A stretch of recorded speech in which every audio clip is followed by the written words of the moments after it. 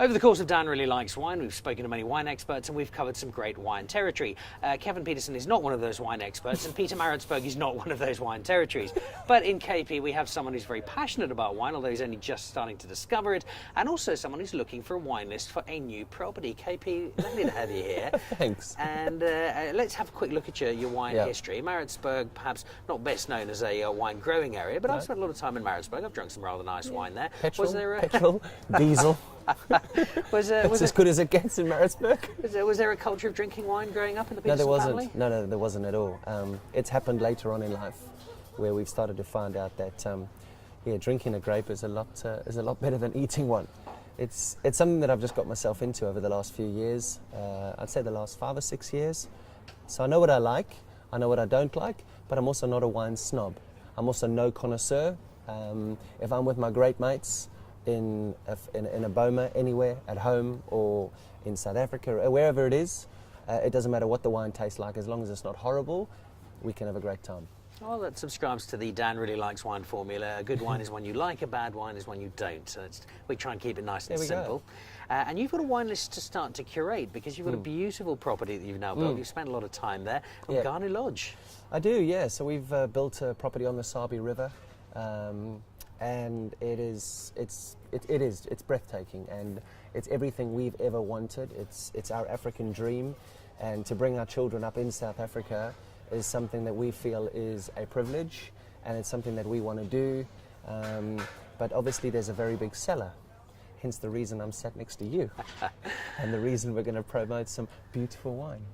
Well, I can't wait to come up. I've seen all the photos. It looks lovely. I'm looking forward to coming up and to drinking some nice wine with you, because it's such an important part for me of a holiday and a break. Absolutely. And so I've selected some wine that we have here at the Alfred Dunhill Links Championships, and I thought it would cover a couple of different areas. And I'll start with this one here. This is Waterford. You know Jeremy Ord well. Jeremy Ord's wines, yep, beautiful. Guy called Kevin Arnold who makes these. He's a lovely, lovely guy. What I thought I'd start off with is something for those warm summer's days. Now, often you'll drink a fair amount of Sauvignon Blanc on a hot summer's day. Yeah. The Chardonnay you'll find has got a little bit more body to it. It's a little bit fuller. It's maybe not as immediately quaffable as a Sauvignon Blanc might be, but with a nice plate of biltong beside you, sitting next to your pool, watching the wildlife drift by. Yeah. And it's also great wine with food. So I think this could be a great... Is this the one that was here last year? Is this the Chardonnay that you... It is indeed. Yeah, I drank it. I mean, I'm not really a massive Chardonnay man. I'm more of a... I'm a Sauv Blanc man, and I've drunk a lot of the New Zealand Sauv Blancs from a lot of the tours that we went on there and the vineyards that we went on days off. But this was beautiful. Wow. Beautiful last year, so we're going to go. Well, see if you still like it. Cheers. I do. Easy to drink. Very easy to drink. I love it. There's a lovely richness to it, some creaminess to it. It is. So there we go. So we're sorted for daytime around the pool. Daytime we're done. Daytime we're done. So that's the Chardonnay. Is it still daytime? It is. Just about. It's always blue skied and summery in Scotland.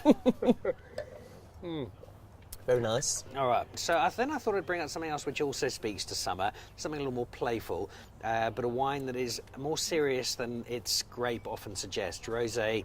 Years ago was seen as something that you maybe drank when you were 19, 20, that wasn't anything that had too much substance to it. This is very different. This is made by a rather good friend of yours, or at least by his winemakers. This is Johan's Rosé. Oh, wow. And what he did, you may or may not know the story, he took some of the very best French rosés, Whispering Angel and the like, compared them all and got his guys to produce their own. And what you have here is a not inexpensive rosé. This is probably in the 300 rand a bottle or thereabouts category, which is quite a lot in South Africa.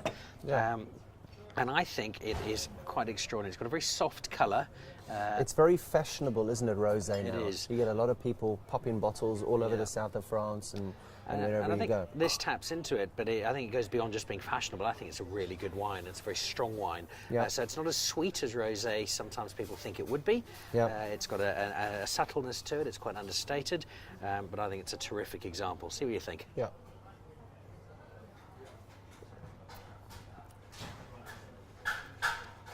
Very good. Very good. Very, very good, actually. Yeah. So again, it's lovely. South African wine is amazing, right? So I think it's absolutely amazing. I think it's the best wine in the world simply because it's as good as the wine anywhere else, and it's usually a tenth of the price. Yeah, and that's exactly right. The wines from South Australia we like. So the whites and the Barossa Valley and that we really like. The New Zealand, but the South African ones, you just can't go past the South African ones. And if you are paying in a foreign currency for a South African wine, you're winning. Yeah.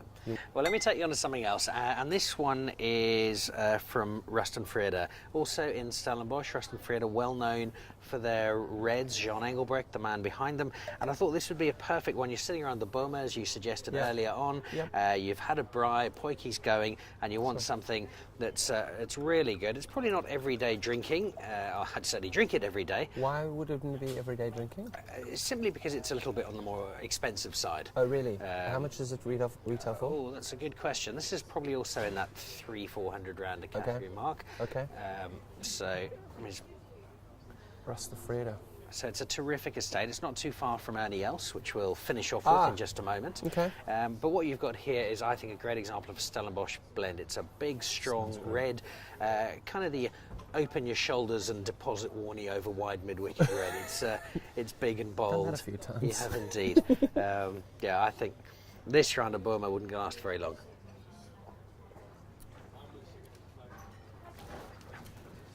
Goodness. Wowza. Wowza. What I love about this, and this might be nice for your cellar, is you can certainly drink it now, but you stick this in a dark corner for 10 years, and it's only going to get better. How long can you, here's a question, here's a wine question, and hopefully you know. How long can you keep the whites and the rosés for? So because, I mean, I'll frequent the property occasionally, but I mean, we live in the UK, so the kids go to school in the UK. How often can you, can I keep these for a couple of years, the whites and the rosés? The rosé you could. That Chardonnay, one of the best bottles of wine I had last year being 2017, was a Waterford Chardonnay from 2004. Oh, wow. It had been aged correctly, been aged in the right conditions, temperature constant, which is the most important thing. Yes. It can be cool, but it must be constant. And it was just magnificent. It had grown into itself. It had become a really deep, luxurious, stylish wine. Wow. And so our Chardonnay in particular, but to a lesser extent some of the other whites, Chenin can age really nicely. Even Sauvignon Blanc, often given 2 or 3 years, just softens slightly and develops more as a wine. That's good. And that Chardonnay you could definitely keep. And as I say, the one I had last year was 13 years old. And it drank beautifully. Good maths, well done. So, as will this. Great maths. Oh, we're giving you a taste. Let's finish off with one last one for you. And this is a good friend of yours, Mr. Ernie Els. Yeah. Now, it would be very simple. You'd be a great example. You could simply put your name to any wine, make it. It could be Kevin Pietersen wine. It wouldn't really have much to it unless you'd been involved in the process. Yes. Ernie was. And when he wanted to make wine, he sat down with Louis Stradum, his winemaker, and they blind tasted. And every time he came back to the same style, a big Bordeaux red. And that's become the Ernie Els signature. Cellar door, it's about 700 rand a bottle. You can get it at restaurants for well north of that. So in America, it's usually at about $100. I drink a bit of this at Wentworth. Right. Whenever I go down to at the clubhouse and have a drink, we always put some cash into Mr. Els's pocket. Well, you're doing exactly the same here. So this is the Ernie Els signature. It is the pinnacle of what they make. Okay. And yeah, I just love this. See what you think. Buddy. Cheers.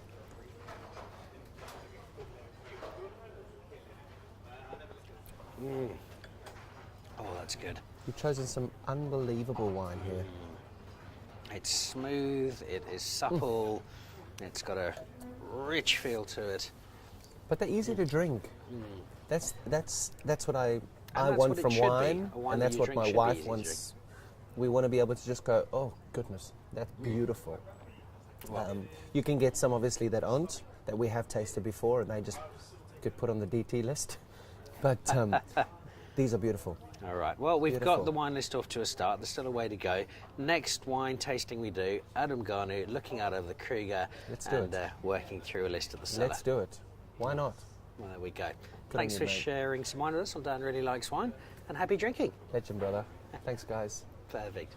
There we go. Kevin Pietersen, Dan Really Likes Wine, as we introduce Maritzburg's favourite son to some of the very best of South African vino.